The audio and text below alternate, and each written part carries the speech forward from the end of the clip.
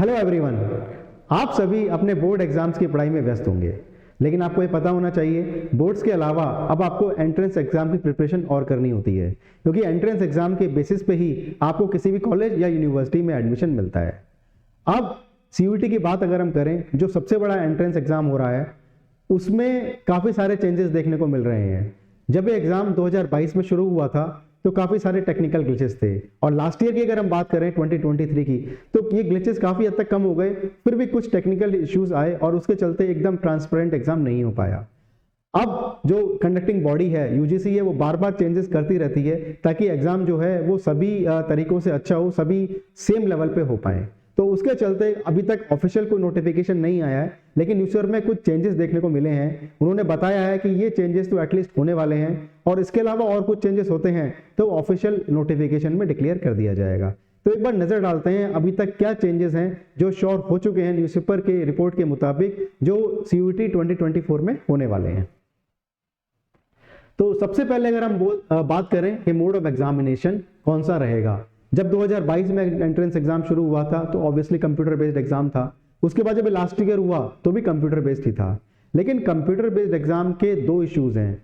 सबसे पहला तो ये टेक्निकल इश्यूज, किसी का कंप्यूटर शुरू नहीं हुआ है, किसी का चलते चलते बंद हो गया है, और हर जगह कंप्यूटर बेस्ड एग्जाम करना पॉसिबल नहीं होता, क्योंकि छोटे छोटे शहरों में जो सेंटर्स बन पाते हैं, जो एग्जाम सेंटर्स होते हैं, वो काफ़ी हद तक कम होते हैं, तो काफ़ी दिनों तक एग्जाम रखना पड़ता है और बहुत सारे टेक्निकल इश्यूज भी रहते हैं। और दूसरा, एक छोटे शहर से बड़े शहर में बहुत सारे स्टूडेंट्स को माइग्रेट करना पड़ता है, ट्रैवल करना पड़ता है। ये दो इश्यूज हैं। इसके चलते यूजीसी ये निर्णय लेना चाह रहा है कि कुछ एग्जाम जो है वो ऑफलाइन मोड में कराए जाएं और कुछ जो एग्जाम्स हैं वो ऑनलाइन मोड में, यानी कंप्यूटर बेस्ड मोड में हो, दूसरा पेपर एंड जो है पेपर पेन मोड में हो।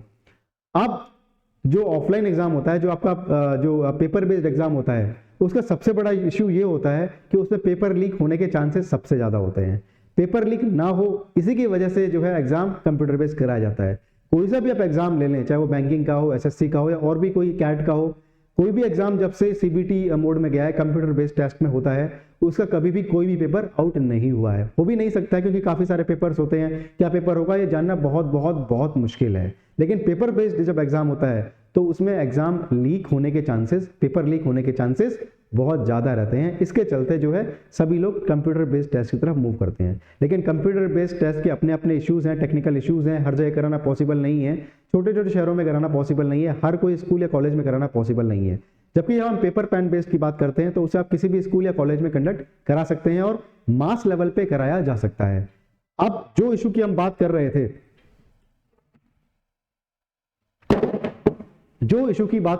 थे, कि पेपर बेस्ड अगर एग्जाम कराया जाता है तो एक ही एग्जाम सारे सेंटर्स पे एक साथ कराया जा सकता है। यानी कि सबसे बड़ी प्रॉब्लम जो कंप्यूटर बेस्ड टेस्ट में आ रही थी वो ये आ रही थी कि पेपर का नॉर्मलाइजेशन करना पड़ता था।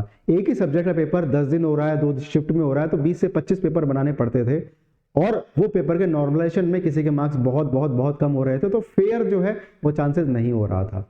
तो अगर एक ही पेपर एक ही स्लॉट में होता है, सभी लोग एक ही पेपर लिखते हैं, तो उसमें नॉर्मलाइजेशन कराने की जरूरत नहीं पड़ेगी और काफी ट्रांसपेरेंट वे में इसको कराया जा सकता है। तो यूजीसी जो कंडक्टिंग बॉडी है सीयूईटी की, वो डिसीजन लेना चाह रही है कि हम एग्जाम को हाइब्रिड मोड में करा देते हैं।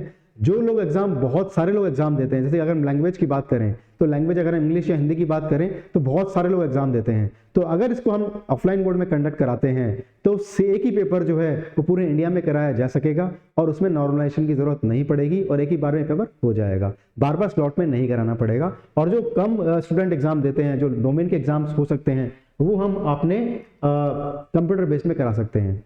ये डिसीजन भी इन माय ओपिनियन फेवरेबल नहीं है। या तो एग्जाम कंप्लीटली कंप्यूटर बेस्ड हो या कंप्लीटली पेपर बेस्ड हो। एक कुछ पेपर कंप्यूटर बेस्ड करना और कुछ पेपर बेस्ड करना भी फिजिबल नहीं होगा।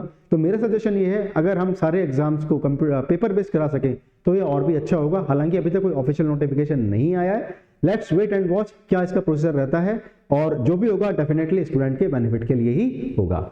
नेक्स्ट चेंज की अगर हम बात करें तो नंबर ऑफ शिफ्ट्स की बात करें तो अभी तक ऑब्वियसली ऑफिशियल नहीं आया है, लेकिन न्यूज़पेपर की रिपोर्ट्स की बात करें तो जो एग्जाम होगा आपका वो 3 शिफ्ट में कराया जाएगा, 9 से 11 सुबह, 12:30 से 2 बजे तक, और 4 बजे से 5:30 पे। ये 3 शिफ्ट में जो है हम एग्जाम कराने वाले हैं, और जब तक कोई ऑफिशियल नोटिफिकेशन नहीं आता है या एग्जाम का टाइम नहीं आता है तब तक न्यूज़पेपर रिपोर्ट्स को ही हम वैलिड मान के आगे बढ़ते रहेंगे। दूसरा है रिडक्शन इन सब्जेक्ट्स की बात करें तो फ्रॉम 10 to 6, पहले 2022 में मैक्सिमम 9 सब्जेक्ट्स में आप एग्जाम दे सकते थे, 2023 में आप मैक्सिमम 10 सब्जेक्ट में दे सकते थे, और 2024 की बात करें तो ये 6 सब्जेक्ट्स में आप दे पाएंगे। मैक्सिमम नंबर ऑफ सब्जेक्ट चाहे 10 हो चाहे 9 हो, लेकिन कोई भी स्टूडेंट मैक्सिमम 5 या 6 सब्जेक्ट्स में ही एग्जाम देता है, इससे ज़्यादा वो एग्जाम नहीं देता है, इससे ज़्यादा सब्जेक्ट्स में वो एग्जाम नहीं देता है। तो कोई यूज़ नहीं है ज़्यादा सब्जेक्ट्स रखने का, ज़्यादा अरेंजमेंट करने पड़ते हैं, ज़्यादा फॉर्मेटिस करनी पड़ती हैं, इससे जो है ज़्यादा टाइम लगता है और रिजल्ट जो है आपका डिले होता है। लास्ट ईयर भी हम बात करें तो आंसर की में जो करेक्शन आते रहे थे वो लास्ट में 3 बार तक करेक्शन आए थे। तो बहुत सारे इश्यूज आते हैं, बहुत सारे सब्जेक्ट्स एग्जाम कराने में, 13 लैंग्वेजेस में आप एग्जाम करा रहे हैं, तो बहुत सारे पैरामीटर्स को चेक करना होता है और पेपर जो है काफ़ी टाइम टेकिंग हो जाता है, टाइम पे कॉलेज स्टार्ट नहीं हो पाते हैं, रिजल्ट्स काफ़ी डिले हो जाते हैं। तो होपफुली ये सब चीज़ें इस बार कंसिडर की जाएंगी और 15 to 31 मई तक, यानी 15 से 31 मई तक जो गवर्निंग बॉडी है वो कहती है हम एग्जाम करा लेंगे। तो अगर इस तरह कराया जा सकता है, टाइमली रिजल्ट दिया जाएगा, तो काफ़ी टाइम पे रिजल्ट आएगा, काफ़ी जल्दी आप डिसीजन ले पाएंगे कि इस कॉलेज में लेना है, इस यूनिवर्सिटी में लेना है, काफ़ी डिले नहीं होगा। इसके अलावा आपको लगता है कुछ चेंजेस और रहने चाहिए या कुछ और प्रॉब्लम जो है आप फेस करते हैं, तो डेफिनेटली कमेंट सेक्शन में हमें बताइए, हम उसको पब्लिक प्लेटफॉर्म पे लेके आएंगे और सभी का शायद उसमें बेनिफिट हो पाए। Thank you.